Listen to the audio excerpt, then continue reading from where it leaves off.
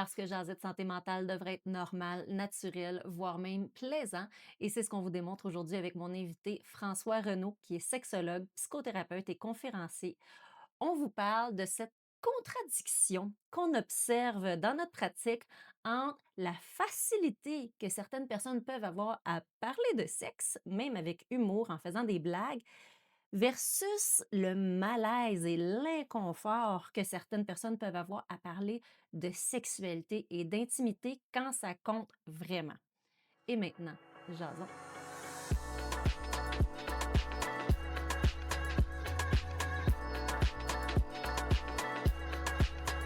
Le podcast Jason Santé Mentale souhaite remercier son partenaire, l'agence 514, pour la gestion de ses médias sociaux. Bonjour tout le monde, bienvenue à Jason Santé Mentale. Ce matin, je reçois François Renaud, qui est sexologue, et on a un beau gros sujet très terre à terre à vous parler ce matin. L'espèce de paradoxe, de contradiction entre comment c'est donc facile dans le quotidien puis dans les médias de parler de sexe, hein? D'en parler avec humour, de faire des jokes là-dessus, mais quand c'est le temps d'en parler réellement avec votre partenaire, puis le temps que ça compte, là, oh, là, c'est pas si facile que ça d'en parler. Donc, c'est de ça qu'on va vous jaser ce matin. Il y a même des trucs, si jamais vous vous reconnaissez, vous êtes mal à l'aise à parler de sexualité avec votre partenaire, on va aborder des trucs en fin de podcast, donc restez avec nous. Donc, François Renaud, bon matin, comment vas-tu? Ça va bien, merci. Est-ce que tu serais à l'aise de nous définir un peu, c'est quoi ton champ de pratique en tant que sexologue? Quel genre de clientèle tu peux recevoir? Donc, les sexologues, c'est vraiment quelque chose de très, très, très varié. On va les voir autant, tu sais, en train de faire des animations dans les classes, des écoles primaires et secondaires pour les programmes d'éducation sexuelle. On va les voir dans des organismes communautaires, en santé mentale. On va les voir dans des maisons de jeunes. On va les voir dans des centres d'hébergement. On va les voir dans les médias. Puis, ce que les gens ont tendance à plus nous percevoir comme, le stéréotype, si tu veux, Ouais. là, qui est vrai, là, c'est des pratiques privées. Donc, on reçoit des gens dans notre bureau, soit en individuel ou en couple, et même parfois des gens qui sont peut-être dans des polycules qu'on appelle, des gens qui sont dans des relations avec plusieurs personnes polyamoureuses. On peut même OK. recevoir plus de 2 personnes, dans nos OK. c'est moins fréquent, mais c'est quelque chose qui commence à sortir de plus en plus là, avec l'ouverture qu'on a avec, Oui. les relations non monogames. Et donc, tout comme on va faire de l'éducation à la sexualité, on va aussi faire ce qu'on appelle des rencontres de suivi de relations d'aide. Donc, ce qu'on peut voir, par exemple, une psychoéducatrice faire, un travailleur social faire, mais en Mmh. lien avec la sexualité et les relations amoureuses. Puis on va parler pas juste de la sexualité. Donc, souvent, les gens sont comme: «Mais moi, j'ai pas OK. besoin d'un sexologue ou juste d'un sexologue, j'ai aussi besoin d'un psychothérapeute». Donc moi, je suis sexologue, psychothérapeute. Mmh mh. Je pense que parce que j'ai un titre de psychothérapeute, je fais quelque chose de très, très, très différent de mes collègues qui sont sexologues sans le titre de psychothérapeute parce que j'ai le mot psycho dedans. OK. Heu, il faut souvent que je ramène un peu à un sexologue, ça va regarder l'entièreté là, de ta vie. Là. Ça va pas juste regarder ta sexualité, ça va aussi regarder ton couple, ça va regarder comment vous gérez vos conflits, votre gestion émotionnelle. Si le travail vous amène du stress ou vous avez des difficultés familiales qui viennent jouer dans le couple ou vos relations, on va tout Mmh mh. regarder. Soit sexologue ou sexologue psychothérapeute, on va faire l'ensemble de ça. La différence entre le sexologue et le sexologue psychothérapeute, c'est un va avoir une visée de relation d'aide, l'autre va avoir une visée de psychothérapie. Sans vouloir rentrer là, dans des grosses définitions, la psychothérapie va traiter des troubles de santé mentale, C'est des ça. traits de personnalité, tandis que la relation d'aide, c'est plus des difficultés ponctuelles qui se sont présentées et on veut travailler. Même des fois, moi, en tant que sexologue psychothérapeute, je fais quand même de la relation d'aide. Je peux faire les Ouais. deux. Tandis que la psychothérapie, c'est quelque chose qui est légiféré. Il faut être soit psychologue ou psychothérapeute ou médecin. Puis les sexologues font une évaluation sexologique qui regarde l'ensemble de la situation. C'est plus dans les interventions par la suite qui vont être différentes entre un sexologue, psychothérapeute. Fait que ça, c'est ce qu'on fait là, de façon médiatique. Là, c'est comme ça qu'on nous présente souvent. On fait aussi, il y en a qui travaillent dans des commissions scolaires, donc c'est eux qui bâtissent les programmes d'éducation à la sexualité. Donc, ils vont pas Ah oui. mais ils vont les construire. Ils vont faire un plan d'intervention. Puis il y en a qui sont vraiment dans les écoles aussi, puis ils font des suivis avec les jeunes en tant que sexologue. Là. Tu sais, des fois, il y a un OK. psychologue ou un psychoéducatrice ou un travailleur social ou un technicien en santé mentale d'une intervention quelconque. Il y a quelques écoles qui ont des sexologues parfois. Là. Dans les cégeps aussi, on va le retrouver aussi. C'est ça, tu sais, dans le fond, les sexologues, tout comme les psychoéducateurs, on fait partie des 12 professions reconnues au Québec qui travaillent en santé mentale. On est des professionnels de la santé mentale. C'est juste notre visée ultime qui est différente. Tu sais, la psychoéducation, ça va être que la personne s'adapte bien à une situation. Puis le sexologue, c'est qu'il y ait une bonne santé sexuelle, mais c'est que la santé sexuelle est affectée par tellement plein de facteurs qu'il faut aller évaluer pour en finir par avoir une bonne santé sexuelle, là. Fait que non, je suis vraiment contente qu'on prenne le temps de positionner ton champ de pratique parce que c'est ça, on se rejoint un peu là-dedans. C'est moins connu chacun, qu'est-ce qu'on fait dans notre champ de pratique. Sais, on va, tu sais, notre spécialité, c'est la sexualité et les relations amoureuses, mais tu sais, tout comme toi, tu sais, des fois, tu vas travailler avec les parents puis la gestion des enfants. Ben, en tant que sexologue, je vais le faire aussi, mais c'est pas nécessairement ma spécialité. Tout comme toi, tu peux aborder la sexualité, mais c'est pas ta spécialité. Fait C'est ça. on touche à, tu sais, il y a comme Ouais. des endroits communs qu'on va toucher, mais il y a des gens qui vont peut-être être plus spécialisés dans chacune de ces champs-là. Nous, c'est la sexualité et les relations amoureuses. Ça, c'était plus effectivement là, les parents, l'éducation, l'adaptation. Là. Ah, même pas les parents, hein. Moi, je fais pas de coaching parental. Moi, c'est santé mentale adulte à 100. OK, Ouais. OK, c'est ça. Mais Ouais, je ouais, pense que ouais. les éducatrices en Ben général, c'est oui, plus c'est ça. C'est beaucoup plus associé effectivement à l'enfance, là. Puis non, c'est vraiment juste à titre informatif. Mais tu sais, non, effectivement, un peu comme toi, quand je sens que je travaille avec, mettons, une personne qui fait de l'anxiété, puis ça a des impacts, par exemple, sur le couple, je peux faire des recommandations plus générales sur le couple. Mais quand on sent que les problèmes, là, c'est très clinique, là. Il me semble qu'il y a besoin d'une intervention spécifique pour le couple et l'intimité. Ben là, dans ce temps-là, je réfère à un sexologue, par exemple. OK. Puis si on venait maintenant s'asseoir un peu sur notre sujet, tu sais, est-ce que tu l'observes, toi, ça, cette espèce d'incohérence entre, tu sais, il me semble que c'est très hypersexualité. Le sexe est vendeur dans les médias, dans les publicités. On en parle, c'est facile de faire des jokes là-dessus. Mais quand c'est rendu le temps d'être sérieux avec chérie, là, tout d'un coup, quand on demande les gens, ben, es-tu à l'aise d'en parler? Es-tu à l'aise de lui dire ce que tu n'aimes pas? Puis vice versa pour monsieur et madame, là. Oh là, tout d'un coup, on est moins à l'aise, là. puis oui, c'est effectivement quelque chose qu'on va remarquer, puis c'est toujours un peu une difficulté ou un obstacle dans nos suivis. Parce que les gens, effectivement, là, quand ils rentrent dans nos bureaux, comme ils doivent en parler, là. C'est plus Oui. aussi blague. On peut faire quelques blagues humoristiques là, dans nos suivis pour alléger un peu la Ouais. tension. Le but, c'est effectivement d'aller parler des difficultés ou des choses qui les rendent plus vulnérables. Mais effectivement, dans les médias, moi, ce que je vois, c'est pas nécessairement une incongruence, mais ça démontre qu'on veut en parler, en fait. Mais c'est la manière qu'on est à l'aise d'en parler dans Ouais. on veut faire des blagues. Tu sais, souvent, des fois, les humoristes vont comme prendre des dynamiques relationnelles, puis ils vont faire un Mmh. film là-dessus, puis c'est super drôle, puis les gens se Ouais. reconnaissent. Mais c'est plus facile de le passer par l'humour que d'en parler peut-être de façon plus sérieuse, parce que là, ça prend une lourdeur. Vraiment, Ouais. l'humoriste ne veut pas rendre Pas vraiment dans le lourd. show, non. Allégé, mais souvent, ils vont parler de choses réelles, de leur propre vécu. Puis effectivement, là, les gens, quand ils arrivent à la maison, mais là, sont pas capables d'en parler parce que là, ça prend une tournure différente. Fait que c'est comme on rit un peu jaune, finalement, avec les Mmh. médias. On est capable, tu sais, on s'informe un peu de cette façon-là, de façon indirecte. Puis ce que ça fait des fois, c'est que ça renforce aussi des stéréotypes, surtout dans les relations Ouais. hétérosexuelles. On a tendance à cliver les hommes et les femmes là, dans les blagues qu'on va faire, puis caricaturer, puis exagérer. Ouais. Mais quand on arrive effectivement dans le privé, ah là, moi, il faut que je me mette de l'avant. Là, c'est plus, on parle plus Ah ah. d'histoire hypothétique qui me ressemble un peu, ha, ha, ha. Là, c'est comme non, moi, il faut que je me mette vulnérable. Puis autant chez les hommes que chez les femmes, c'est pas agréable d'être vulnérable, tu sais. Puis Ouais. que les gens vont bloquer, puis c'est comme s'exposer, se dévoiler. Ben, comme c'est pas le fun, les gens vont tendance à vouloir l'éviter de plus en plus en réalité. Puis là, il y a toute la notion de qu'est-ce que mon partenaire va faire avec cette information-là, comment ça va influencer négativement notre relation ou positivement. Puis souvent, Mmh. quand on se dévoile et qu'on parle des vraies affaires, ben, ça a tendance à plus aller vers le moins bien. Ouais. Après ça, on va en bénéficier. Puis les gens, ce qu'ils voient, c'est souvent le moins bien initial et c'est pour ça qu'ils ne vont pas du tout en parler. Tu sais, si tu as besoin de parler à ton partenaire puis lui dire: «Ouais, je ne suis pas satisfait sexuellement depuis les 3 dernières années», c'est lourd. Tu sais, c'est pas comme: «Ah, Oui. merci de me donner cette information-là, c'est extraordinaire, maintenant on va avoir Ouais. du meilleur». Il fallait juste que tu me le dises. Non, il y a tout un processus à lequel il faut passer à travers avant que ça soit plus satisfaisant. Ouais.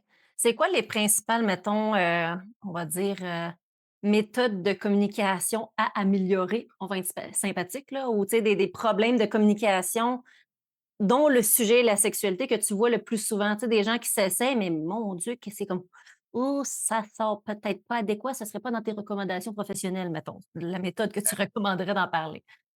Mais moi, tu sais, j'ai une opinion professionnelle sur, tu sais, les problèmes de communication comme si c'était quelque chose Ouais. qui n'existait pas. OK. Ah, c'est intéressant. Dans le sens où ce que les gens sont toujours en train de communiquer. Mmh. Par contre, ce qu'on communique, c'est souvent pas ce qu'on veut entendre. Puis ça nous fait réagir émotionnellement. C'est la réaction émotive qu'on a à la communication qui est plus problématique. OK. Parce que je peux effectivement communiquer quelque chose de façon plus agréable. Donc, tu sais, je peux être dans le blanc, je peux être dans, tu sais, tu des Ouais, ouais, ouais, dans la méthode. c'est ça, exactement. Mais même si je te dis calmement et gentiment que, tu sais, je suis pas satisfait ou je te trouve plus attirant ou, tu sais, je vis même du dégoût parfois dans nos relations sexuelles, Mmh. il y a pas de bonne façon de prendre ça. Ben oui, il y a une bonne façon, mais c'est comme c'est toute ma gestion émotionnelle d'être capable de recevoir ce message-là, tu sais. Ouais, Ou je parle de mes préférences sexuelles, puis ça fait 17 fois que je te le dis, mais ça fait 17 fois que je te le dis. Tu sais, c'est ça qui est frustrant, c'est qu'il faut que je me ouais, répète parfois à nommer certaines choses que tu continues à faire. Puis l'autre, en fait, ce qui communique, c'est souvent: «Je veux pas répondre à ton besoin, je veux pas répondre à ta préférence». Puis là, il y a toutes sortes de raisons de pourquoi on fait pas ça. ouais, Fait que souvent, effectivement, la communication, elle est là, même dans le silence. Tu sais, souvent, le gros stéréotype que j'ai, puis il arrive souvent, c'est la partenaire qui amène le partenaire en thérapie puis qui dit: «Mais moi, je veux communiquer, mais lui, il veut jamais parler. Lui, ah, OK. il veut pas». Puis en fait, ce que j'ai tendance à dire, c'est: «Oui, il communique. Il te communique qu'il veut pas te parler de C'est ce ça. sujet». Ça, Littéralement. ça, mais tu sais, effectivement, il veut pas dialoguer, mais il veut pas ouvrir le sujet de façon verbale, mais il te communique quand même quelque chose de clair qui est: «Mais je veux pas t'en parler. Je veux pas aller là avec toi». C'est ça qui te frustre, puis la manière que tu gères cette frustration-là, souvent, ce que ça fait, c'est que lui comprend que, ben, c'est une bonne idée de ne pas y aller. Parce que ta réaction vive à moi qui dis que je ne veux pas y aller, Mmh. me donne raison de ne pas y aller parce que tu n'es Ouais, pas calme. Donc, pourquoi je vais m'ouvrir à quelqu'un qui n'est pas calme? Je ne vais pas ouais, aller me mettre vulnérable. Fait que souvent, les gens, c'est plus une question de comment intime je peux être plus qu'on ne se comprend pas ou on a des problèmes de communication. Donc, oui, des fois, je vais dire, il y a une différente façon de le faire, mais de le dire, mais c'est pas tant dans comment tu le dis, dans comment tu gères ton émotion pendant que tu es en train de le dire beaucoup plus. Parce que je peux avoir des super belles phrases ouais, au jet, mais si j'ai une attitude super arrogante dans mon jet, oui. le message est le même. Fait il y a une communication verbale, mais toute la communication non verbale, qui est souvent Oui. émotionnelle, est beaucoup plus significative pour moi à travailler que juste les phrases que je vais utiliser. Ah, je m'amuse beaucoup avec ça en intervention, ce que tu me dis, ça parle, parce que je vais prendre des mots tout simples, puis je fais juste répéter exactement les mêmes mots, mais avec un non-verbal plus empathique, chaleureux, avec mettons, une vitesse plus posée à dire les mêmes mots, tu sais? Puis souvent, j'utilise la phrase: «Passe-moi le sel». On est au souper, passe-moi le sel. Puis là, je m'amuse avec de le demander dans un ton humoristique, puis de le demander dans un ton super bête avec, tu sais, vraiment un visage agressif. C'est juste les mêmes mots: «Passe-moi le sel», le sel de table. Puis là, les gens vont comme: «Ah ouais, ouais, à quoi tu ressemblais quand tu y as dit? Parce que moi, quand tu me l'as expliqué, j'ai reculé un peu sur ma chaise, puis on est à distance en vidéo».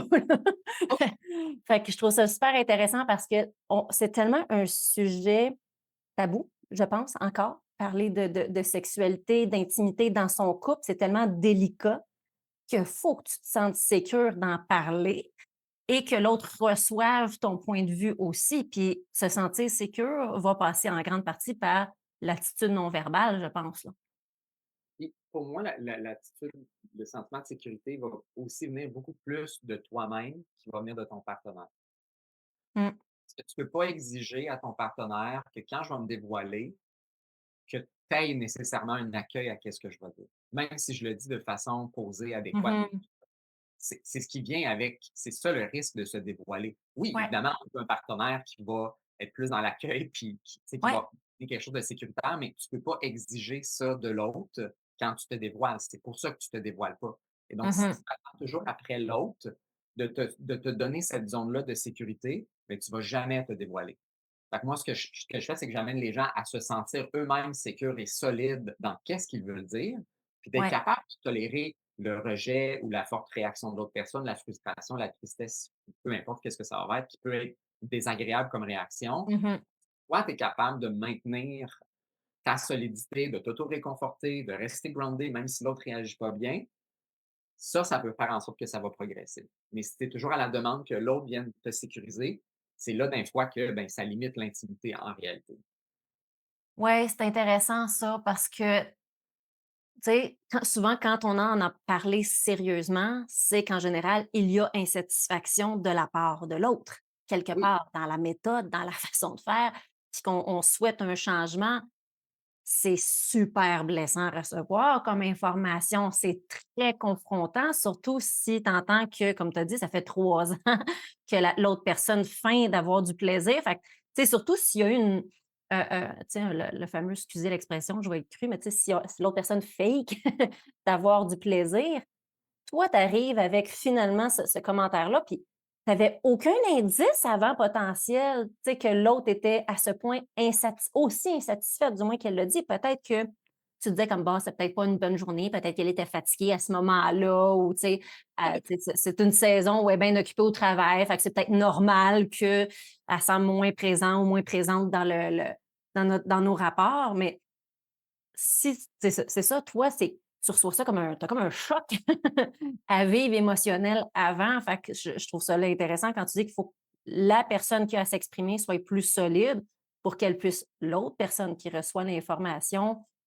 juste comme, patiner un peu et se gérer parce que, tu sais, sûrement que tu dois comme inverser les rôles. Imagine si toi, tu avais à recevoir ça comme information, tu vivrais des émotions, là, c'est pas vrai que tu tu vivras aucunement. Donc, je trouve ça super intéressant aussi. Puis, est-ce que tu observes ça, toi, dans ta pratique? Tu sais, l'étape où il faut que la personne soit solide dans ce qu'elle a à communiquer, moi, je l'observe tu sais, de temps en temps, là, mais souvent, les personnes ne savent même pas ce qu'ils veulent. Ils savent juste qu'ils ne sont pas contents, ils ne sont pas bien, ils n'aiment pas ça. Mais qu'est-ce qu'ils voudraient concrètement? Tu sais, de quoi qu'ils ont besoin pour avoir du fun avec leur partenaire? Même eux autres, des fois, ils ne le savent pas. je te dirais, moi, je le vois moins. Souvent, les gens le savent, ils sont OK. juste sont juste pas game de le dire ou ils l'assument pas. Surtout en ce qui vient à la sexualité, là, OK. où les gens, souvent, ils vont avoir des fantasmes, puis, tu sais, ils vont se masturber, ils vont regarder de la pornographie, écouter des balados érotiques, lire des livres. Mmh. Ces choses-là les excitent. Ils savent que ça les excite. Mais des fois, de le dévoiler, de l'assumer, de le Mmh. dire à un partenaire, parce qu'il y a quelque chose de très révélateur à dire: «J'aime tel ou tel fantasme». C'est pas banal, nos fantasmes. C'est pas comme Ouais. dire: «J'aime le pâté chinois», là. C'est comme, tu sais, chaque Ouais. détail sont révélateurs. Puis même si on ne comprend pas nécessairement vraiment le sens de notre fantasme, on sait très bien que les gens vont avoir un jugement. Je parle pas nécessairement d'un jugement négatif, mais les gens vont faire comme: Une «Ah opinion, ouais, là. tu ça? Ah ouais? Ouais. Demain? Tu sais, tu sais, puis si ça rentre pas dans le cadre de comme c'est amoureux puis doux pour les filles, puis c'est genre un peu plus génital pour les gars, là, c'est comme Ouais. comme un genre de «ah ouais» à chaque fois, tu sais, qui est pas nécessairement dit, mais on le ressent, tu sais, c'est comme: «Comment ça que tu aimes ça de cette façon-là?» Tu sais, qu'est-ce que ça veut dire de toi que tu aimes ça de cette façon-là? Fait que souvent les gens sont trop gênés de le dévoiler ou ils en ont peut-être parlé, mais après ça, c'est l'intégrer dans la réalité. Donc je le vois OK. très bien dans mon fantasme, c'est OK. super le fun d'imaginer, mais là, de le faire pour de vrai, c'est une autre chose. Tu Mmh. sais, prends comme un exemple là, Oui. banal et plus typique là, par exemple, je sais pas moi, du sexe anal. Du Ouais. sexe anal dans ta tête, là, dans la porno, ça sent rien, ça goûte rien. Pas pour elle, C'est OK? propre. C'est super clean. L'anus qui est blanchi puis tout, là. OK? Mais quand tu arrives dans la vraie vie, là, ça Ouais. sent. Tu sais, c'est Ouais. comme il y a de la préparation qu'il faut que tu fasses qui dans ton fantasme que tu fais pas dans la pornographie qui est faite hors caméra. Fait qu'il y a des choses dans la vraie vie qui sont pas du tout pareilles, quand tu le fais, dans le fantasme versus la vraie vie. C'est Puis moi des me fois, ramasser une douche anale avant, tu sais. oui, c'est ça. Puis c'est souvent un problème pour les gens qui pratiquent ça souvent, c'est comme il y a tellement de préparation que ça nuit en fait à la possibilité Ouais. de faire, que c'est comme mais c'est pas simple de faire là, la douche, c'est comme ça devient quasiment un préliminaire pas intéressant à faire. Mmh. Puis des fois, c'est je me vois faire ça avec certaines personnes dans ma tête, mais je le vois pas avec toi. Là, le char de l'exemple peut-être du Ouh. banal, mais c'est comme, Ouais. tu sais, me faire prendre par mon partenaire ou me faire soumettre ou être moi dominer mon OK. partenaire. Ouais. Je peux le voir peut-être avec d'autres personnes qui sont peut-être fictives ou des vraies personnes, mais toi, j'ai pas cette image-là de toi, tu sais. Et donc, OK. je suis Ouais. capable de me mettre dans Wow. ce rôle-là, dans la vraie tu sais, je suis capable, moi, de faire le jeu de rôle en arrière de ça, tu sais? Puis est-ce que je suis capable de te voir toi le faire? Puis tu vas-tu être aussi bon que dans mon fantasme? Ou ce que, tu sais, je peux m'imaginer, Mmh. je peux reculer le fantasme, je peux leur tu sais, quand tu le fais dans la vraie vie, là, tu as comme une chance, là. C'est comme on fait pas cut, on recommence, on a Non, comme on fait c'est dans les vrai. films. Puis c'est souvent Ouais, ça dans les films, tu sais, c'est comme quand il y a comme la tension entre les acteurs, puis là, ils s'approchent tranquillement, puis là, il y a comme un petit délai, puis là, ils s'embrassent, puis là, tu sais, ils commencent à ouais. se déshabiller, puis ils enlèvent la bobette, puis, tu sais, elle tombe super tout le temps bien correct à terre, puis les bas sont Ouais. jamais pognés. Mais là, tu arrives dans la vraie vie, puis c'est plus ça, là, le scénario. Les bas sont jamais pognés, je l'aime. Les pantalons qui sont pas capables d'être enlevés ou tu sais, une crampe pendant que tu le fais. Tu vois pas ça dans les films porno, tu vois pas ça Ah ouais, t'en trouves dans tes fantasmes à trouver ça vraiment oui. plaisant. Dans la réalité, c'est comme c'est plus ça. Fait que des fois, le partager ou le voir avec toi, c'est toute une autre chose. Puis là, de dire ça aussi à ton ou ta partenaire, c'est comme je vois Cindy, mais je te vois pas toi faire ça. Tu sais, je vois Georges, mais je vois pas toi faire ça. Tu sais. C'est intéressant ce que tu m'amènes. Est-ce que, tu sais, mettons dans les enjeux, c'est ça, de parler d'intimité, de nos blocages, à en parler, est-ce qu'on se mettrait comme des attentes trop élevées? Tu sais, comme d'avoir la relation parfaite tout le temps? Comme dans les films, justement, là, même les films romantiques, pas obligé d'être de la pornographie, mais tu sais, dans les films, c'est tout le temps ça, là, c'est tout le temps magique, romancé, c'est parfait. Puis là, après ça, on arrive dans la vie de tous les jours, c'est rarement parfait. Puis selon moi, ça n'a pas à l'être non plus, mais est-ce que les gens se mettraient de la pression? Tu sais, est-ce que tu l'observes, ça? Oui, tout à fait. Donc, tu sais, on pourrait rentrer Mmh. ça de façon globale dans l'anxiété de performance, là. Tu sais, souvent, quand Ouais. on parle d'anxiété de performance, on parle de ne pas éjaculer trop rapidement ou de ne pas perdre son érection. Les femmes, souvent, l'anxiété de performance, ça va être dans le paraître, tu sais, d'être belle, etc. Puis, Mmh. c'est souvent ce qu'on entend par anxiété de performance. Mais l'anxiété de performance, elle est beaucoup plus large, là. C'est comme, c'est toute ma compétence sexuelle dans comment j'embrasse, comment je tousse, dans le acting que je peux faire, dans je suis-tu assez doux, je suis-tu assez rough, je suis-tu assez animal, je Ouais. suis assez cochon dans qu'est-ce que je fais, je suis-tu assez agace, je suis-tu assez séducteur ou séductrice.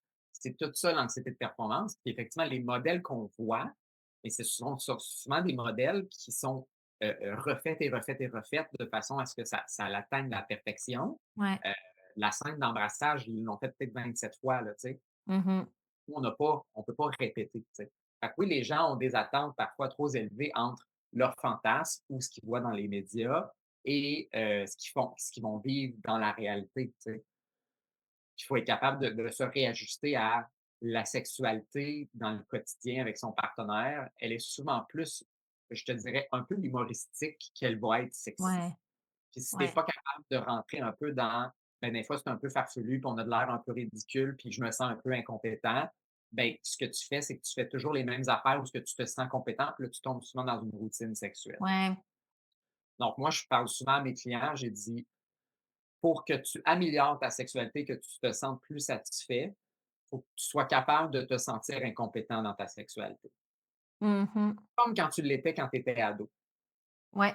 Tu sais, la première fois que tu fais un cunnilingus ou une fellation, tu n'as aucune idée qu'est-ce que tu fais. Quand tu embrasses pour la première fois, quand tu prends ça dans tes mains, où faut que je touche? Comment faut que je touche? Tu sais, tu te déshabilles pour la première fois, c'est super malaisant. Puis en tant Ouais. qu'adulte, on a plus tendance à accepter ce sentiment-là de c'est ma première fois. Mais en Ouais. tant qu'adulte, Effectivement. après 22, 23 ans, là, généralement, les gens ont plusieurs expériences, puis un certain confort qui s'est installé, une certaine confiance, mais ils ne veulent plus jamais retourner à ce sentiment-là de première fois. Tu sais. Mais il y a toujours des premières fois dans la sexualité que tu vas essayer des nouvelles affaires. Puis les gens sont comme, ben, je ne veux pas me sentir inconfortable. Puis on est beaucoup dans le discours en ce moment de, mais la sexualité, il faut se sentir sécure, il faut se sentir confortable. Puis si vous ne vous sentez pas confortable, faites-les pas. Mais qu'est-ce qui arrive, c'est Ouais. qu'on entend ce message-là, puis c'est vrai qu'il faut avoir un certain degré de confort Ouais. dans la relation qu'on va avoir. Mais si tu t'attends à juste vivre de la sécurité et du confort, tu vas stagner dans ton intimité parce que tu vas jamais sortir du terrain de jeu dans lequel tu joues, puis tu vas te retrouver finalement à faire les mêmes affaires. Puis là, c'est là qu'il y a des insatisfactions qui s'installent, il y a des choses qu'on ne veut pas dire, puis finalement, ben, on n'avance pas, on ne progresse pas. Fait que le sentiment d'incompétence, c'est vraiment la voie parfois à une satisfaction beaucoup plus importante qu'on n'a jamais accédé auparavant. Ouais, ouais, ouais. Puis tu sais, je vais le nommer parce que je pense que c'est un acquis, puis c'est sûr que c'est ça que tu voulais dire, mais c'est pas grave. Mais tu sais, je pense que dans une situation de consentement, tu sais, entre partenaires, faut tolérer je pense, un brin de, tu sais, au niveau de notre standard de performance, au niveau de nos attentes envers l'entièreté de la relation, une dose d'humour, d'imperfection, mais d'inconfort, pas au sens, je pense que, tu sais, pas au sens de douleur, mais tu sais, plus au sens où je sais pas trop qu'est-ce que je fais. J'essaye des affaires. T'aimes-tu ça? T'aimes-tu pas ça? Puis, tu sais, d'être confortable de, oui, c'est pas autant sexy, mais d'en parler au moins les premières fois, j'imagine. Tu sais, t'aimes-tu ça? T'aimes-tu pas ça? Si tu plus vite, si tu moins vite, tu sais.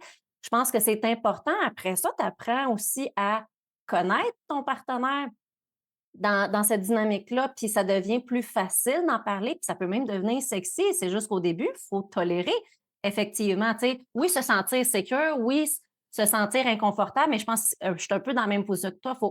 Faut tolérer que ça va être un peu weird au C'est ça. début. Même dans une relation consentante où tout le monde a envie d'être là, ce sera jamais comme dans les films, tu sais, que ça, tu prennes ton film romantique, ton film porno, ce sera jamais comme ça. Fait que je pense que c'est où est-ce que vous, dans cette situation-là, le couple en question ou les partenaires impliqués, parce que tu sais, des fois, tu vois du polyamour, mais les personnes impliquées dans la relation grandissent ensemble, évoluent ensemble. Puis au début, ce ne sera pas parfait. On apprend à se connaître, on essaye des choses, mais plus tu te permets cette espèce d'étape d'apprentissage, je pense que c'est là aussi que tu vas permettre d'atteindre une bonne santé sexuelle aussi. Oui, puis il y a toute comme moi, la distinction que je fais des fois là, par rapport à ça, c'est il y a une différence entre se forcer à faire quelque chose ou ce que je me Mhm. sens obligé, je le fais Ouais, par culpabilité pour pas perdre l'autre. c'est ça. L'effort pour améliorer ma sexualité. Mais dans l'effort, ça nécessite effectivement qu'il y ait un certain malaise. Mais il faut qu'il y ait un Ouais, sens à ce malaise-là. Il faut qu'il y ait un sens pour faire quelque chose de ouais, bénéfique versus ma motivation est plus dans la crainte de quelque chose ouais, versus je sors de ma zone de confort, je travaille mon estime, ma confiance personnelle, mon assertivité sexuelle, puis je vais atteindre quelque chose de positif. Versus exactement. là, je me force, je fais quelque chose qui ne me tente pas, mais pour pas perdre l'autre, pour pas que l'autre me trompe ou que ça mette fin à la relation, que Mhm. l'autre soit fâché, me boude, et cetera, peu Ouais, importe. Ça, c'est plus forcé. La ligne peut être mince parfois là, dans certaines circonstances, puis il faut être capable de ouais, bien réfléchir à ça, mais effectivement, il y a la notion de consentement.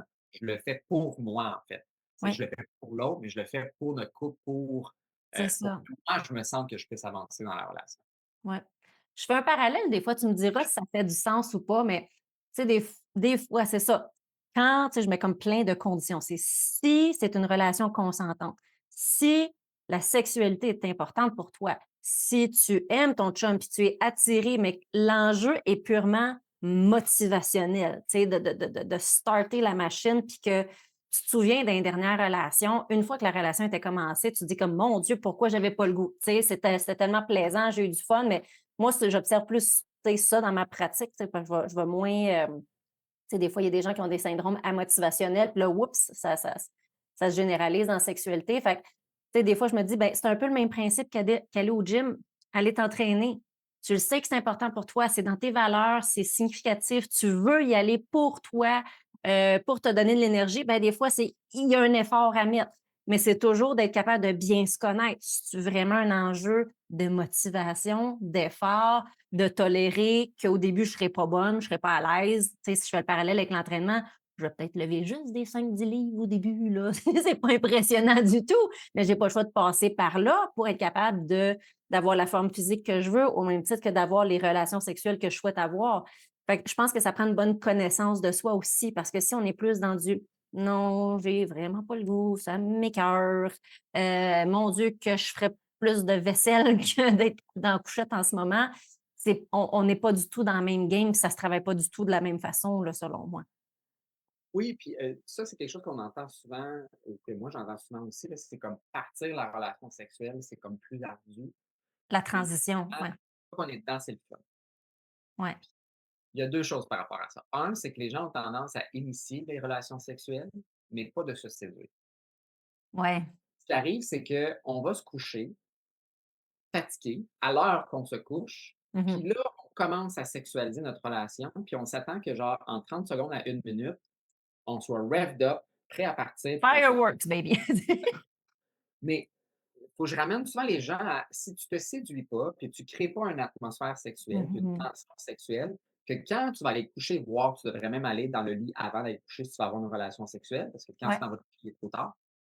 qu'il y a quelque chose qui s'est buildé up vers ça, que là, vous avez créé un désir sexuel relationnel mutuel ensemble, puis Mmh. là, tous les 2 vous avez ça peut durer une soirée comme ça peut durer une semaine complète, là. Tu sais, on peut se Ouais. séduire tout au long de la semaine, puis vendredi, on a notre date, qui fait en sorte que là, on a vraiment, tu sais, on a Mmh. enfant, on est ensemble, on continue à créer ça, on monte ça, tu sais, de façon plus intense et plus significative pour se rendre à la relation sexuelle. Mais si tout le Ouais. long de la semaine, là, j'appréhende, là, d'être tout seul avec mon partenaire le vendredi quand les enfants sont pas là ou peu importe, puis que là, j'arrive, Ouais. je suis tout dans l'angoisse, puis je suis pas bien, mais c'est sûr que ça va prendre du temps à partir. Le deuxième point, c'est que même des fois, les gens, quand ils disent: «Une fois que je suis dedans, là, c'est le fun». Mais Ouais. souvent, ce que les gens attendent par «c'est le fun», c'est: «J'ai réussi à avoir un orgasme» ou «J'ai réussi à atteindre un niveau d'excitation satisfaisant». OK. Ouais. Et c'est pas nécessairement dans le plaisir, l'extase et la grande satisfaction. Puis souvent, c'est comme: «Ben, je ferais ça de temps en temps, je ferais pas ça 3 fois semaine». Ouais. Parce qu'il y a une redondance souvent là-dedans, puis les gens sont très axés sur: on se donne un orgasme, chacun de notre bord, c'est ton tour, c'est mon tour. Top done. Job est fait. L'orgasme est le fun, mais comme se rendre là, c'était pas tant intéressant que ça. Oui, j'ai vécu une certaine sensation Mmh. physique agréable pendant un certain temps. Ça a pris un temps peut-être avant que je me rende là. C'est comme il C'était y a comme un le objectif à la relation. ça, puis souvent les gens sont comme: «Mais si j'ai pas d'orgasme, je suis pas satisfait». Puis là, j'étais comme: «Mais tu sais, un orgasme, ça dure là 6 secondes, au plus 20 secondes, là. Ouais. Qu'est-ce qui s'est passé avant, là? Si tout le reste, toutes les minutes, la demi-heure ou le 15 minutes ou le 5 minutes ou le 3 minutes avant n'était pas intéressant, là, je peux Ouais. comprendre que ça ne te tente pas de refaire ça régulièrement. Tu sais que Ouais. oui, ça vaut la peine de te forcer ou de faire un effort pendant quelques minutes pour atteindre ton orgasme de temps en temps avec ton partenaire, mais la majorité des gens vont le faire tout seul. Ça va me prendre moins de temps, puis ça va être même plus agréable, tu sais. J'aurais Ouais. même pas besoin de passer à stimuler l'autre ou tu sais, qu'est-ce que l'autre veut savoir. Fait que c'est de vraiment retourner vers, ben ça se peut-tu que même vos relations sexuelles sont pas si intéressantes que ça? Puis ça, les gens ont souvent tendance à minimiser ou banaliser l'insatisfaction Mmh. qu'ils ont pendant les relations sexuelles parce que sont excités, ils ont un orgasme, donc ça signifie que ça doit fonctionner, être relativement. C'est ça. Mais quand je commence à demander aux gens, mais qu'est-ce qui se passe dans ta tête là, pendant ces 10-15 minutes-là? Souvent, c'est pas tant si agréable que ça psychologiquement, émotionnellement. Ouais. Physiquement, il y a une réaction qui reste agréable, mais psychologiquement, émotionnellement, ils sont pas là. Fait que pour ça que c'est difficile à partir, c'est comme: «Ah, pas motivant». C'est Ouais, ouais, ouais. c'est comme la montagne est beaucoup plus grosse, puis la descente en ski est vraiment basse, là. Hey, tu sais, tu redescends tout au complet, là. C'est comme on J'adore a l'image. on a juste coupé le top des arbres, on n'a pas coupé le reste pour redescendre à la marche, là. Tu sais, c'est J'adore ça. François Renaud, merci. On se finit sur, une petite note humoristique aujourd'hui. Dis-moi donc, où est-ce qu'on peut te suivre et quels sont les prochains projets pour toi? Oui, donc les gens peuvent aller là, sur mon site sur lesexologue.ca. Donc, il y a mon site à moi là, avec mes différents collègues qui travaillent aussi à la clinique. Si les gens sont intéressés aussi, j'offre un webinaire gratuit sur le désir sexuel. Donc, pour les gens qui sont en Mmh. couple depuis un certain temps, qui ont une différence de désir, un écart, ou même que les deux ont perdu leur désir. Donc, un webinaire gratuit là, d'à peu près 1 heure qui explique quelques pistes par rapport à ça. Puis là, si des Ouais. gens même sont intéressés peuvent même se procurer le programme Raviver le désir sexuel, que je suis en train là, pas de peaufiner, mais qui est en train de rouler en ce moment même. OK. Euh, puis j'ai aussi là, des chaînes là, sur TikTok, YouTube, que les gens peuvent aller voir aussi là, pour avoir d'autres petits blitz d'informations là, sur la sexualité. Puis j'ai mon podcast aussi, Raviver le Oui. désir, qui généralement, il y a peut-être une fois par semaine, une fois 2 semaines, là, une nouvelle petite chronique de 15-20 minutes. Oui, ça peut donner des bons petits conseils. C'est sûr que sur les réseaux sociaux, on est toujours dans des conseils plus généraux, hein. Quand on est membre d'un autre professionnel, on n'a pas le droit d'aller dans du clinique, mais tu sais, des fois, ça donne une bonne base sur laquelle s'appuyer puis essayer de créer des beaux changements dans son couple. Fait que un énorme merci, François. Écoute, puis c'est vraiment écoute, je pense que ça a paru, j'ai trippé, là, j'ai ri tout le long. Puis nous, on se dit à bientôt à un autre épisode de Jason santé mentale. Un gros merci. Bye bye.